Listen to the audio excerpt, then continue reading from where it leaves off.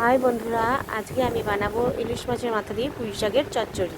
তার জন্য আমি প্রথমে ছাদ বাগানে গিয়ে কতখানি পুঁই শাক কেটে নিয়ে এসে সেগুলো কেটে সবজি আলু, কুমড়ো আর বেগুন দেবো, আর কিছু দেবো না। এবার কড়াইতে তেল দিয়ে ইলিশ মাছের মাথাটাকে হালকা করে ভেজে তুলে নেব।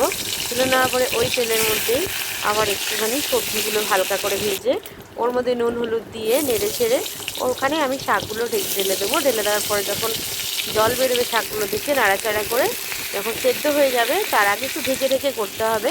এবার আমি ঢাকনা খুলে দেখবো যে কতটা সেদ্ধ হয়েছে।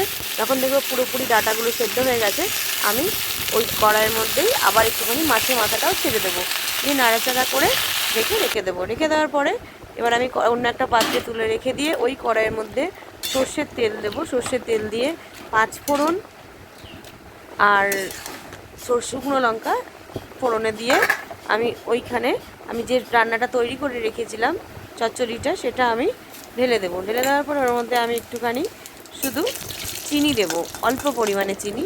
মাছের মাথা দেওয়া আছে বলে বেশি মিষ্টি ভালো লাগে না।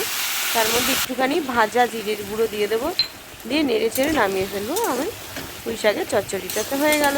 গরম ভাতে এটা খেতে বেশ ভালো লাগে। তোমরা একবার ট্রাই করে দেখবে বাড়িতে। এটা ভালো থাকবে, সুস্থ থাকবে। আর আমার যারা ইউটিউব চ্যানেল থেকে দেখছো, তারা আমার চ্যানেলটা একটু সাবস্ক্রাইব করে দিও। টাটা।